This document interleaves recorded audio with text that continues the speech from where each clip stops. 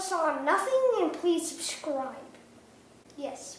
We're gonna just that. Yes, continue. Some notes. Yes, we have some notes right here. And we're going to be talking about how does evolution work. We know that animals and plants have changed over time. Fungi, protists, bacteria, and archaea too. And this is through evolution. Evolution is the process of a certain species passes on genes and makes new kind of things through sexual reproduction. And evolution started when life first emerged, and the vent that they were born in was carrying gas up, so they were being carried with it. Well, when you say they, what are you talking about? I mean like the archaea, the first life forms. Oh, so these are small, single-celled organisms, more primitive than bacteria. Do I have that right? You have that right. Okay. And all they were doing was multiplying, and it was the exact same kind of thing. So when they were lifted up in the air vent, they were lifted up toward the radioactive zone of like the shallow surface. And there was lots of radioactivity, so the radioactivity then bashed through the archaea, like boom, boom, and affected their genes, mutating them, and some of them had like a sexual reproduction trait in them. So they reproduced rapidly and evolved and started to dominate. And well, before you go further, I just want to make sure there were these simple organisms, single-celled organisms, sort of at least among the first, if not the first form of life. And you call them the archaea. Yes, they actually are the archaea. Yeah. And before that, it was just simple DNA. Some tumult, some kind of, upheaval where they were, and probably in the ocean, pushed them up into a different kind of environment, like closer to the surface of the water. Is that what you're saying? Yes. And they're exposed to things in the atmosphere. The atmosphere was very radioactive then. That's why in the first continent, well, there weren't really any continents, sheer islands of biomass. Not biomass, just mass.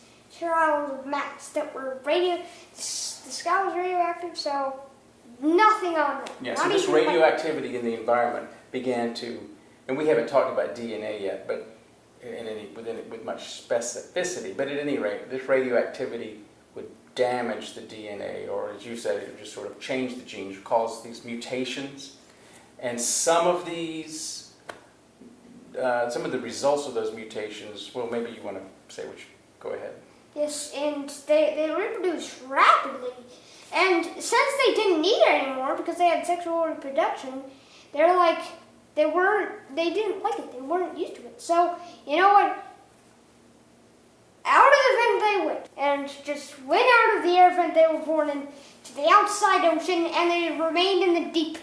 And then the new kind of bacteria evolved known as cyanobacteria, which pumped oxygen in the atmosphere. Burp, burp, there's oxygen. And not into the atmosphere yet, just all over the ocean. So eventually, oxygen-breathing bacteria evolved, and then life was a lot more prosperous. But we'll talk about that in a later episode, like episode 5 or 6 or 7. Anyways, pardon me. We know that animals and plants have, of course, changed through evolution, and why they change is evolution. But how do they change is the DNA of the female branched into half, and then this half floated about. And the same thing happened with the male, and then they combined and then went into another organism that then pumped back. Okay, so let me try to put all these things together and see if we're sort of thinking the same thing. We have the archaea, they migrate to another region of the ocean where the conditions are different, and they undergo genetic changes. And what we haven't quite talked about is how that happens, but that's radiation or other environmental factors changing their genes. And then here's the piece that is kind of missing, but I think you've implied it. At some point, there's a move to sexual reproduction, where you have two different kinds of the same species of organism, and Yes. they combine their genetic information. So that becomes yet another way in which the genes can be changed or altered. Yes, but we're going to get to that a little bit, but there weren't really genders back then. There was just different kinds of the same species. They somehow, they like stuck together, which was not really efficient, and then their genes went together, and then they produced a genome that then went into an archaea, another archaea. When they passed on the DNA to the offspring, the DNA undergo a journey, and then that got changed. So the DNA got changed a bit, and this still happens. So now the offspring has a different traits. So now this is a little different, and they do that a lot. And eventually, when they get down to one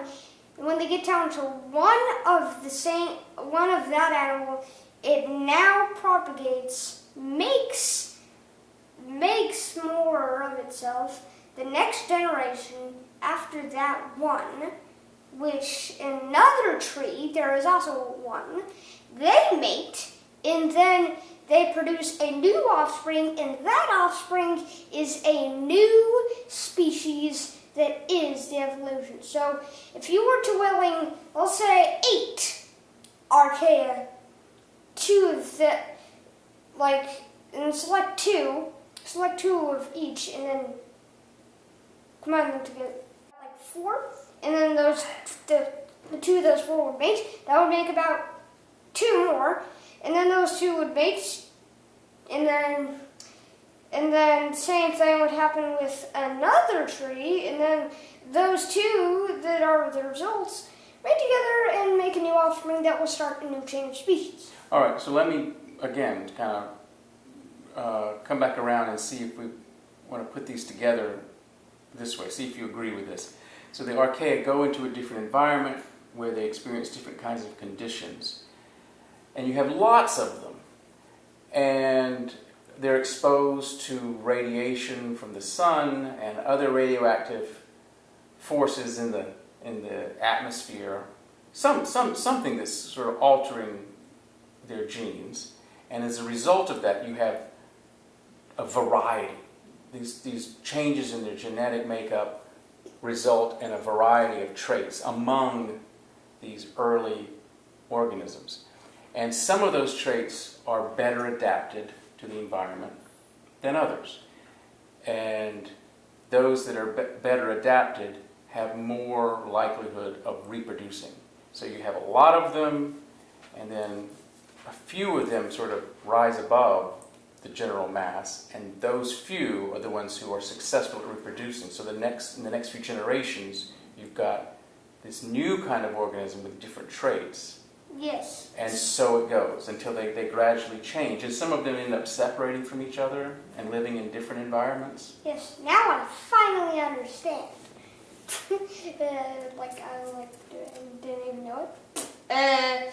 So then it happens all over again. The remaining species dies out if they do. And if they do die out, that means that that species is left. So that is their last hope for the future. Well, at least what they think. But they probably didn't think, because they didn't really have minds. Considering that, the first ever bacteriums, they did the same thing, and they produced a new type of bacterium known as cyanobacterium, which I told you already, but let's not get into that, because that's something we have to say for the 8th episode.